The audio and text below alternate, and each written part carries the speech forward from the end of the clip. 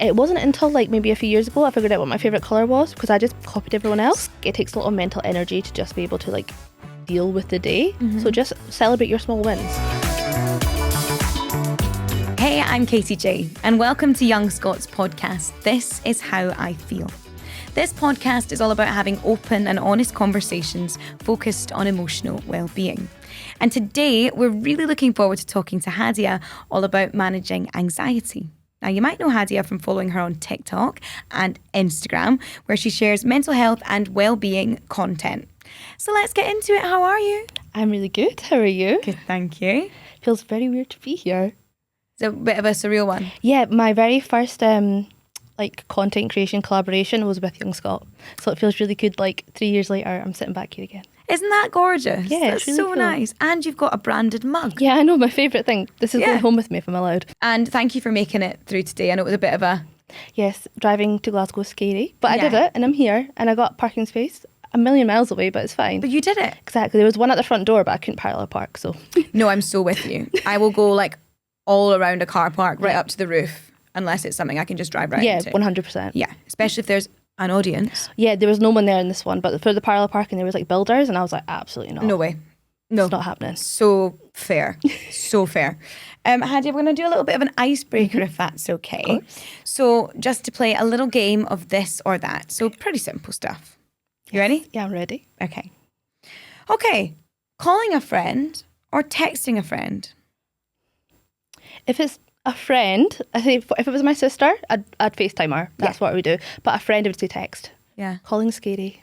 Sometimes I think when I see a call come through from someone that doesn't regularly, that's not our thing, it actually scares me. Yeah, I'm like, what's wrong? Happened? Yeah, exactly.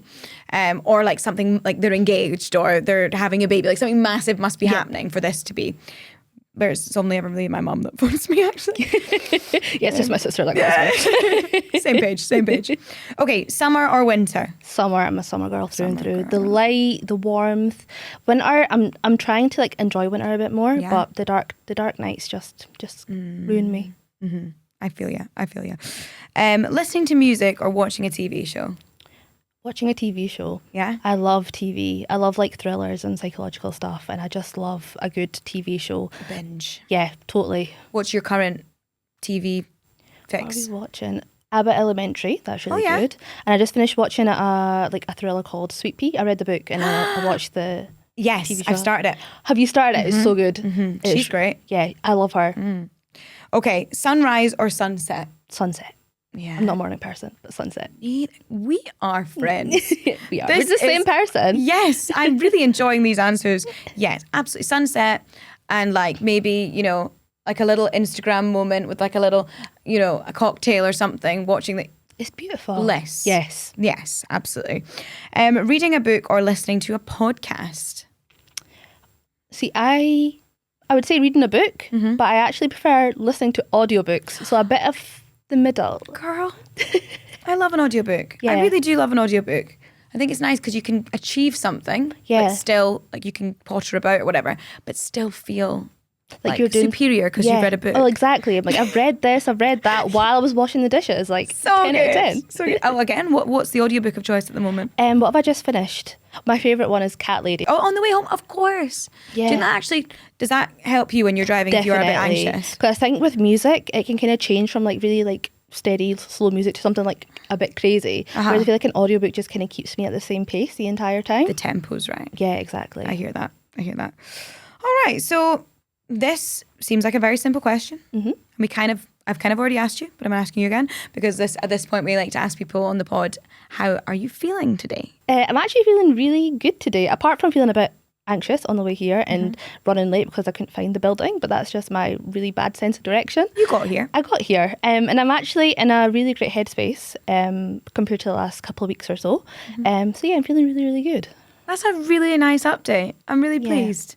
So the last couple of weeks just been a bit turbulent. It's been a bit tough. I'm happy to go into details because that's what I kind of do on social media anyway. But I was meant to have an operation about 2 weeks ago, a laparoscopy, because they think I've got endometriosis. Same. And same, we are the same person. I've had the lap. Have you? So if you need any tips, I've got you. I've been waiting, you probably know yourself, you wait so long for the waiting list stuff, and then we waiting 2 years on the lap waiting list. My initial appointment in September got cancelled a week before.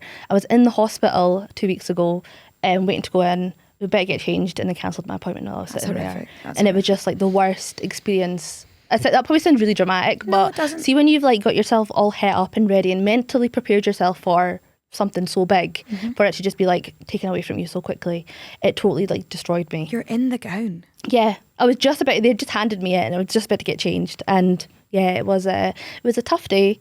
Went home and like I basically got no answers on that day either, as in like a new appointment, because it was a Friday afternoon. Everyone had gone home, so they were like, we can't give you a new appointment, we can't tell you anything, you just need to go home.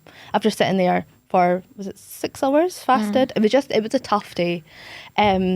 And one of my triggers like for my mental health is disappointment, and just that the kind of the grief of not getting my operation just totally like threw me, and I was in like a really bad depressive episode for about a week, and it was just really tough dealing with that and getting myself out of it and accepting that like rubbish things happen, but it's going to be okay, because when I'm in a really like dark place, I'm like, it's never going to get better, even though every time I've managed to get out of it fine. At that time I'm like, it's not going to get better, I feel rubbish, life's unfair, all those kind of things. So yeah, a really tough week or so, but feeling a lot better now, feeling a lot brighter. I've got a new date. Yeah, it's pretty soon. So we'll just see what happens. But like yourself, you know, like with endometriosis, if you're in chronic pain, that added to everything else just makes it very hard. 100%. And you know, don't underplay that, because that is even just hearing you have to go through that when you've already waited years to even be in the room to get the diagnosis. Since I was 16, I've been advocating for my health and being like, something is wrong with me, and just being told, no, it's normal. Like having heavy periods is normal. I know we're meant to be talking about anxiety, but I feel like this kind of plays into it as well, because medical gaslighting is such a big thing. It took me years, and it wasn't until I told the doctor, so I used to be a fertility nurse, an IVF fertility nurse. It wasn't until I mentioned that to the doctor they took me seriously. Yeah. Okay, so before we do go head first into gynae stuff, endo stuff, all this kind of fun chat that we're gonna have, because we need to. I think we definitely need to. 100%. Let's do a little whistle stop, like what endometriosis is. Right. Yeah. Do you want to take it from here? I feel like you may have a bit more experience. I feel like just because the diagnosis is so basically it's a gynecological condition where cells that replicate those inside the lining of the uterus grow elsewhere in the body. Yeah? Yep. Okay.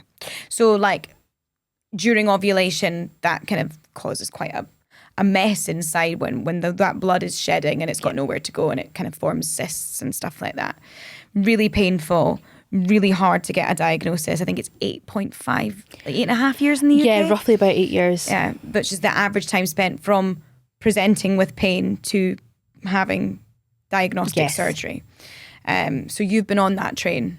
Yeah, since I was about 16 years old. Ever since I started my periods, I was like, these are really sore. Is it meant to be this sore? Just got told, like that's normal period pain. And then you go through your entire life being like, oh, that's normal. And even like passing out and I don't know how graphic we can get, but just like bleeding loads and just feeling so nauseous and sick all the time, and taking time off school and not being able to do things because you're on your period. I thought that was normal my entire life. And it isn't until you kind of like go into like the real world and you meet other people that are like kind of willing to talk, because no one in school is going to talk about their periods. It's not a thing. Everything's so embarrassing. It's so hard to it's not function. A thing. So you just kind of deal with it yourself, thinking that's normal. And then you kind of meet people in the adult world, and then I went straight into nursing, and people are a lot more open and stuff in nursing. So we were kind of chatting, and I realised actually what is happening to me is not normal. I went straight into my first job as an IVF and infertility nurse. Still at that point, I was kind of like, oh, I'm probably just like exaggerating. You know how you'd start gaslighting yourself? Well, you immediately assume that you must be the problem because everybody else is functioning fine. Yeah. You know, 1 in 10 people assigned female at birth have endometriosis, which is wild. But it seemed to me, and it sounds like it's similar to you, that everyone else was just fine. Yeah. And I was totally like, I mean, when you have a period, in no universe should you be needing to go to hospital demanding morphine to get through it. Oh, absolutely not. Like, no, that's not okay. No. But it's much easier to go, I must be weak. I'm the problem. Like, I'm a drama queen. Yeah, what am I'm I like? overreacting, all that sort of stuff. It's just like, that's the first thing that comes to you. Yeah. So that's kind of what you've been told your entire life when you go to the doctors, when you go to the GPs, when you go to the hospital. Yeah. So yeah, it's been a roller coaster of trying to get a diagnosis. And it wasn't until I was an IVF nurse when I sat with a patient that had endometriosis and they were telling me about their symptoms, and I sat there and I was like, that is exactly what I go through. And she's like, yeah, I've just had my laparoscopy, they found endometriosis. And I was like, but all your symptoms are me. You have like a light bulb moment where you're like, she has a diagnosis. Does that mean I can get a diagnosis? Yeah. And that's when I really started to push. I was like, something is clearly wrong. Yeah. And I'm going to really, really push for it. Well, I'm really proud of you for doing that, because that's massive and it's not easy. It's definitely not. So it's been a bit insane. So yeah, I had the ultrasound. I've had many an ultrasound scan. The most recent one, they think that my womb and my ovaries are fused together. They're very, very close together, so they think there's a chance that they could be fused. So yeah, that ultrasound technician was amazing. It was also a male. Not saying that males don't get it, but a lot of times it's refreshing when they get it. Yeah, it was really like, refreshing. I have to explain myself 100 times. That's nice. It was amazing. So he kind of pushed as well. He was like, it looks like it's fused together. I'm going to try and push for your surgery to be a bit sooner. So I've been on the waiting list for nearly 2 years. 2 cancelled ops. So fingers crossed, third time lucky. Oh gosh, please, honestly, please. And fingers crossed you get to the bottom of this. Yeah. And I have had 2 laparoscopies now. One this year, actually. No, is it this year? What day is it? Yeah, this year. And it's one of those ones where, like, that moment when you are informed by someone medical that you have not been at it. Yeah. Like, this is, I can see it, and I hear you and I believe you, and here's what we did, and here's how we're going to fix it. Yeah. When you've been gasping for someone to take you seriously for the best part of a decade, you probably get quite emotional. Yeah, and I do have that kind of worry that they might not see anything. Everyone says like, well, like laparoscopy can't cure your endometriosis. They might not even be able to get rid of it. It can grow back. And I'm like, that's not why I'm having it.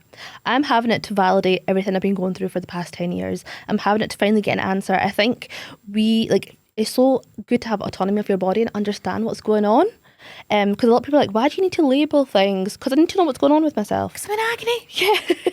I need a label. Yeah. The label helps. Yeah, the label it honestly really helps. does. Yeah. It's like with my anxiety, I was always just like the quiet kid, the shy kid. Yeah. And then when I figured out I have anxiety, I was like, it makes so much sense. It does. And it like finally, like I just felt like I understood myself that little bit more. How powerful is that though? Like I as much as, again, I've been in exactly the same position that you're in, and it's like, I think I put off going to the doctor for a long time because I was like, I don't want to know, because I know something's wrong and I can't take it. Like I can't take that on me, like right now. Yeah. Like I don't want to know that my bits don't work. Like that was to me devastating just to find out.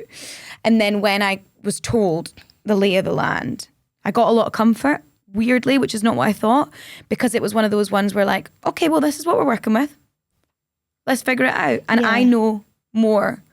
It doesn't feel right that, you don't know these things about It's so yourself. true, yeah. Like, I think it's so important to just understand your body and know what's going on with your body as much as possible. It's powerful. Yeah, definitely. Because then you're like, you can figure out things that help because you know what you're dealing with. Yeah, and over time you kind of like start to figure out different pains and stuff in your body. Oh my goodness. Well, hopefully we do get fingers crossed. some Third time positive lucky results. and I'll figure stuff out. Yeah. Well, and that's it. You're better to be armed with information, aren't you, really? Definitely. I hate not knowing what's happening. Yeah. Just in general, I like to be in control. I think a lot of my anxiety stems from just not knowing what's happening in life. Sure. And wanting to be in control of every like single aspect. That's why even like driving, I know normally if I come into Glasgow, I'll be going to like my cousin's house and I know the route there and I know exactly what it's like. Yeah. As he coming to a new place, I was like, oh my God. Yeah. I don't know anything that's happening. So that's why the anxiety was a little bit more heightened today. Bubbling. But yeah, so being in control and being like just understanding the lay of the land is really helpful. Really important. Absolutely. You kind of spoke about it a little bit earlier on, and obviously the journey in today was a little bit triggering, which is, totally relatable, but also like, oh my gosh, I'm so sorry that you had to do that. But you are so open, vulnerable, and just like real online and stuff. And you said you were this quiet kid that didn't really speak. That's quite a jump, isn't it? Yeah, it's a huge jump. I have never been this outspoken in my life. It was always amazing. in me. I remember being a kid and seeing something, and I'd always want to say something. I'd always want to like jump in for the other person, or explain myself, but I just didn't have it in me. I just didn't have that voice. My entire childhood, I would say up until the last few years, I've always been like that. And I've never really known who I was. I don't know if that's probably really deep, but I've just never really figured out who I was. I was always trying to fit in, to be like everyone else. Like, it wasn't until like maybe a few years ago I figured out what my favourite colour was, because I just copied everyone else. Why can you make me cry? That's really sad. Yeah, I just thought it's easier to fit in with everyone else. I don't want to be a bother. I don't really want to stand out.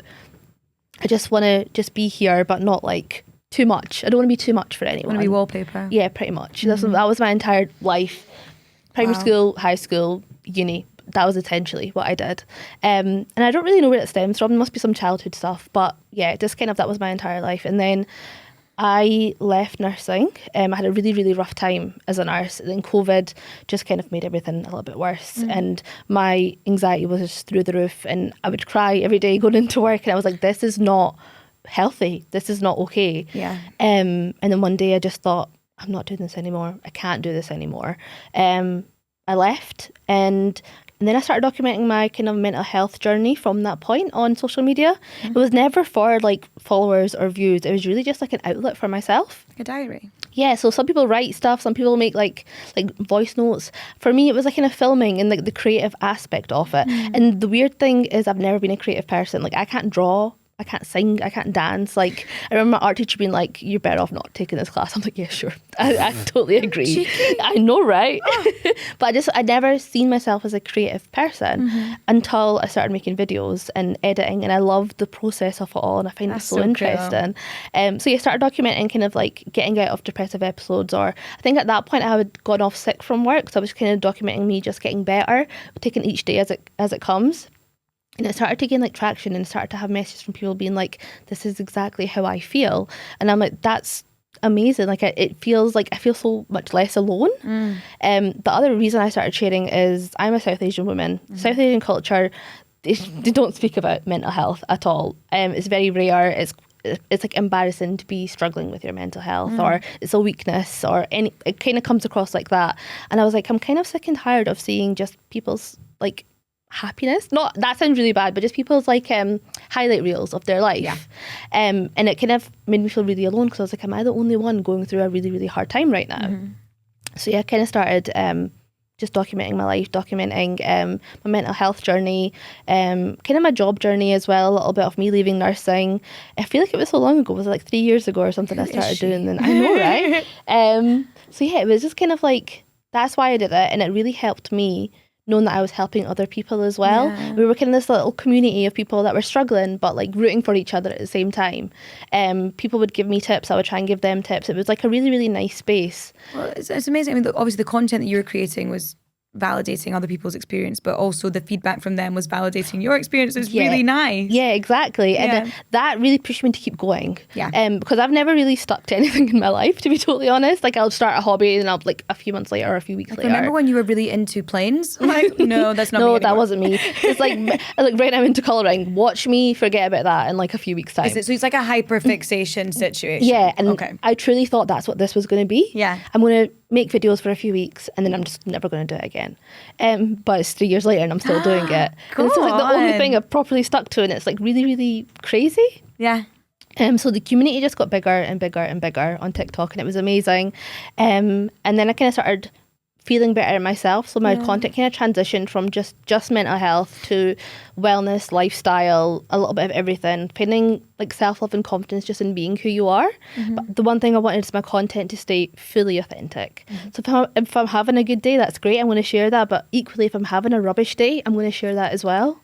You mentioned the kind of cultural stigma around being open about if you're struggling, basically.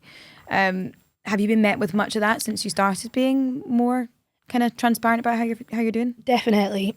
Since the beginning, there's always kind of trolls and negative comments and stuff on social media. Tell me about it. I get it. I got it from the beginning. it's gotten a lot worse as as your following grows and as videos go viral and stuff, you'll get a lot more. Sometimes, a lot of the times, I'm kind of like, I look at them and I would love to say they don't bother me. I'd love to be like, oh my God, I look at them and I laugh and I just scroll. Oh, they fully do bother me. Of course they do. And sometimes I've made videos coming back to explain myself. But the bit I've realised over the past couple of years is block and move on. 100%. Block and move on. Sometimes when you're in like a really rough place, you see a comment and it will totally trigger you, and you will want to like retaliate and you'll want to speak up for yourself. And I think that's one of the things of me like growing my voice and just like being more confident within myself. I feel like now's the time for me to tell people the things that I've always wanted to tell them. Yeah. But I want to do it in like a way that I'm not being rude or mean. Just want to be like as from like educational. But you're going out of your way to be respectful, and then you've got dafties doing, it's just like, it's so jarring with the content as well, which is all about bettering yourself and, being kind of honest with how you're doing and kind of improving and growing. Yeah. And then the comments are like, it's so like stinted. These, not all of them. There's beautiful comments, but these ones that sure you'll remember them. Yeah, the one that I actually remember, I went on holiday to Dubai with my family I had that written down to ask you, but we just got carried away. We got straight into it. But it was a couple of months ago, and I remember seeing a comment on one of my videos. Like I did a vlog while I was there, and they were like, also, of course, when you're on holiday, your mental health doesn't exist. And I was like, don't think you quite understand how it works. Also, I really struggled with my mental health while I was away. Yeah. But like as much as I do post a lot and overshare a lot, you don't see every single aspect. No. But that's just ignorant. Yeah. Isn't it? And there's a lot of comments. And the thing that's helped me is that people just don't understand. And as much as I'm doing my best to help people understand, I'm not going to change everyone's mind.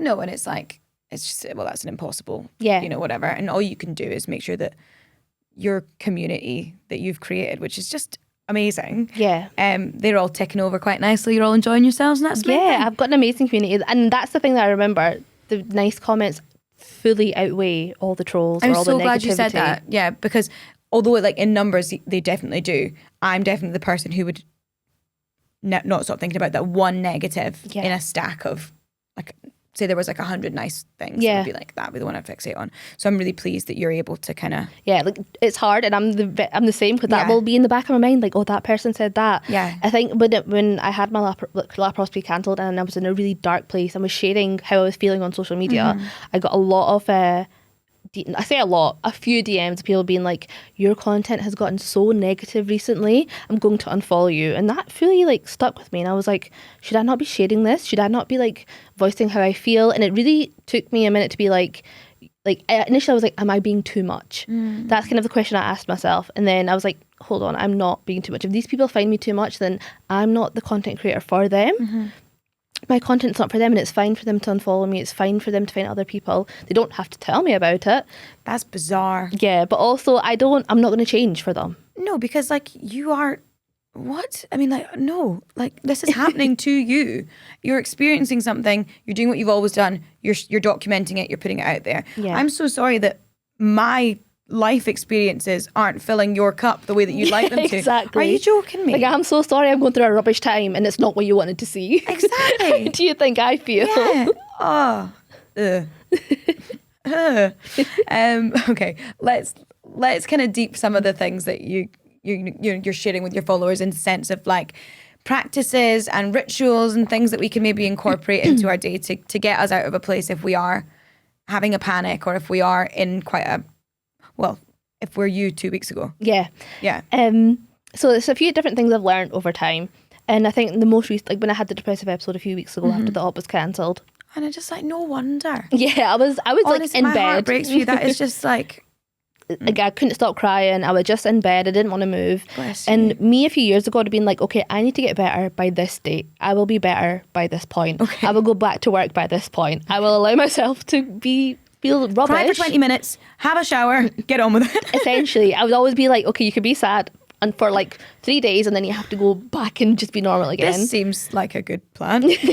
But I was convinced that that's how I was going to like be better and fix myself. Okay. What I've learned over time is that doesn't work. Let yourself be sad for as long as you need to be sad for. Let yourself feel for as long as you need to feel for. It takes a lot of mental energy to just be able to like deal with the day. So just celebrate your small wins. The fact that I'm going to be totally honest, it took me like 6 days to finally like get up and have a shower, right? Because I was just in such a dark place. All I did that day was have a shower and then change my pajamas and go back to bed again. But that was like the biggest win for me that day. And I fully celebrated it. I even like documented it on like social media, being like, all I did today was get up at like 10 o'clock and it took me until 4 p.m. to finally shower. But that's all I did, and I did it, and I'm one step closer to feeling like myself again. And I think it's just celebrating those small things and not pushing yourself too much, and not thinking that you have to have like a self-care routine to get out of this. I think self-care routines are amazing just for your daily life, but when you're in such a dark place, you just need to focus on the little things. Yeah, that's really good advice. Really good. And actually on the self-care stuff, my God, I saw this woman talking about having an everything shower. Now, I know what an everything shower is. I've not called it that before, but I know what she's talking about, like the full, the works. Yes. And she was like, give me this list of, she wasn't talking to me, she was on the internet. And she said to me, Katie, no, but this list of like all the stuff I need to buy to have a shower, like an everything shower. Yeah. I'm like, oh my God, this list is like not only just actually nonsense, like things we definitely do not need, but also like it becomes so unachievable. It's a lot of overconsumption is what I've realised. Yeah. You don't need a million things to live your daily life at all. Like I use the term everything shower, but see when I say that, I mean like I'm shaving my legs and I'm washing my hair. No, that's what I mean. That's what I mean. Yeah. That's my everything shower. And then she's like, why don't you try gua sha and all this? I'm like, oh, it's too much. I'll try my best, but like I've got some Dove soap here. Is that fine? Do I pass? And it gets to the point like, is it self-care, or am I putting too much pressure on myself to live this like life that everyone seems to live online? Well, exactly. And that's the thing, isn't it? It's like, oh yeah, your path to happiness and wellness involves you spending hundreds of pounds, changing everything about yourself, like doing exactly what this person on the internet that you've never met says to do. Well, your content's not like that. It's stuff that's completely relatable, and people can, Yeah, like I really try my best to just document my everyday life, and also like as a content creator, you will have like brands and stuff come and work with you, and I always try and make it relate to my life some way. Something you already like. Or Exactly. Like I don't want to be just like trying to like spit off whatever just in the hopes to make a bit of money, because that's why I still have a full-time job. Yeah. And then what's saying content creators that do it full-time are doing it for the wrong reasons. Absolutely not. But for me, I just know I'm very picky, and I want to just make sure that my content aligns with the brands that I work with. So I still work a 9 to 5. It's a lot of work. And then do my content on the side. But I enjoy doing it that way. Okay. So that almost, although the content, which is amazing, has become work to a certain extent, because, there's a little stream of income and stuff like that. That is a joyful hobby type thing still in your working week. Yeah, definitely. I just love the fact that I can film what I want. I can be as authentic as I want. I can kind of say whatever without the fear of like a brand not wanting to work with me. I was going to actually ask you because, I don't know how you do it all. I think it's very impressive, and like that's amazing. But when it comes to like, if you're saying having time where you need to kind of take a day, take 2 days, whatever, do that.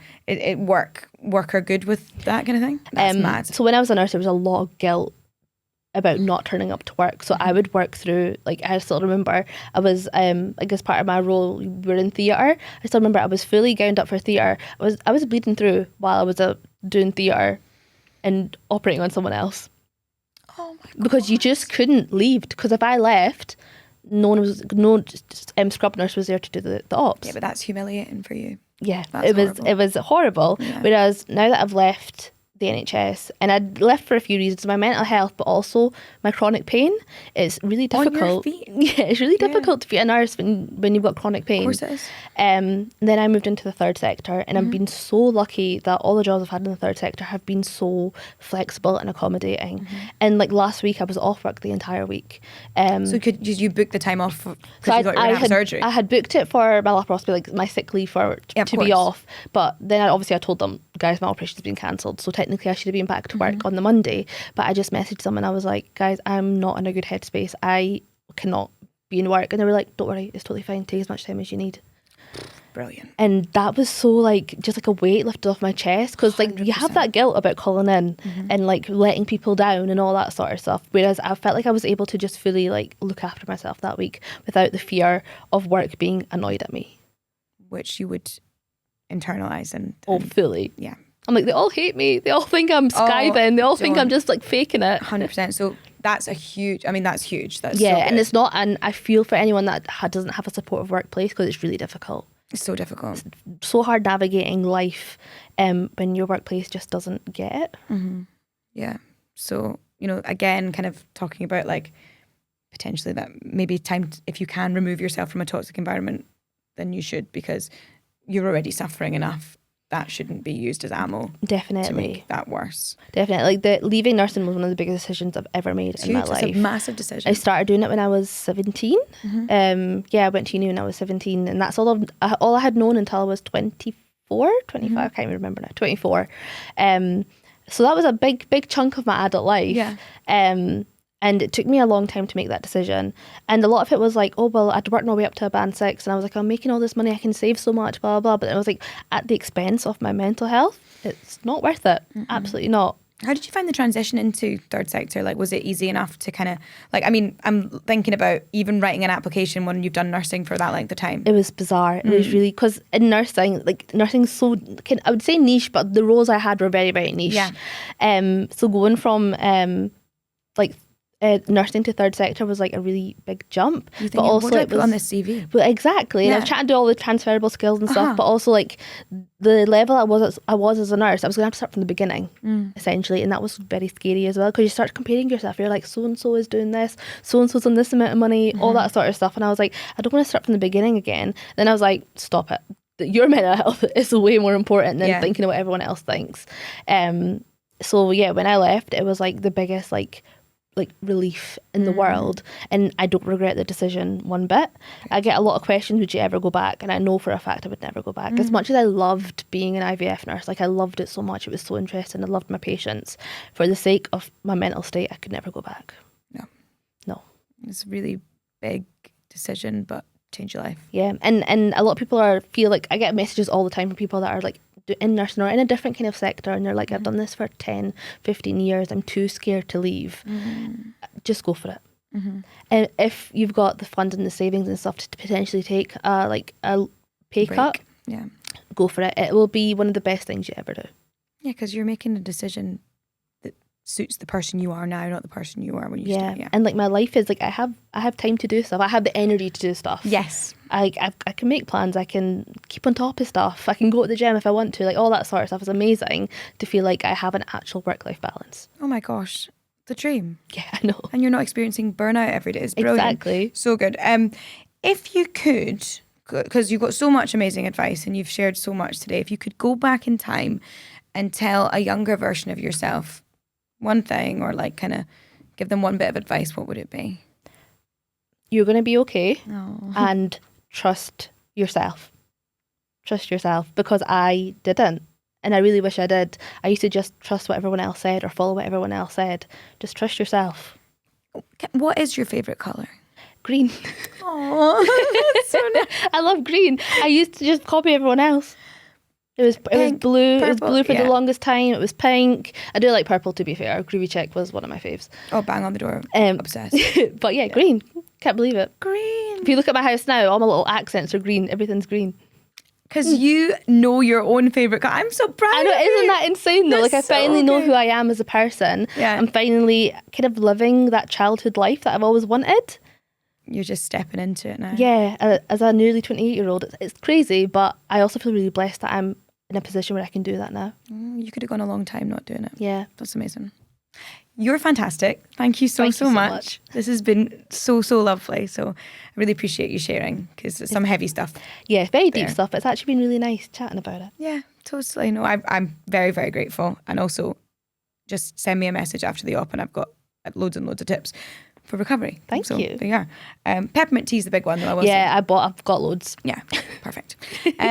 I have loved this conversation. It's been brilliant. So thank you to everyone who's tuned in for listening. Remember, if you need help or support with how you're feeling, Young Scot have tons of information at young.scot/AyeFeel. That's young.scot/AyeFeel, AYE feel. Scottish. If you want to, well, I feel like I have to say it. It's like, very good. If you want to follow Hadia's work, then make sure you're following her on Instagram or TikTok using @thelifeofHadia. I don't really think I needed to say @ but yet I did with confidence. The Life of Hadia, right? Yes. Perfect. And don't forget, if you're under 26, then make sure to get your free Young Scot National Entitlement Card with thousands of discounts in Scotland and across Europe, subsidised public transport and a whole lot more. Visit young.scot/card for more info. I convinced myself I could do this without the cards earlier on. I cannot. Finally, Young Scot members can claim 100 reward points for listening to this episode by visiting Young Scot membership and typing in well-being as your points code. That's quite cool to have your own code. So, Definitely. Yeah.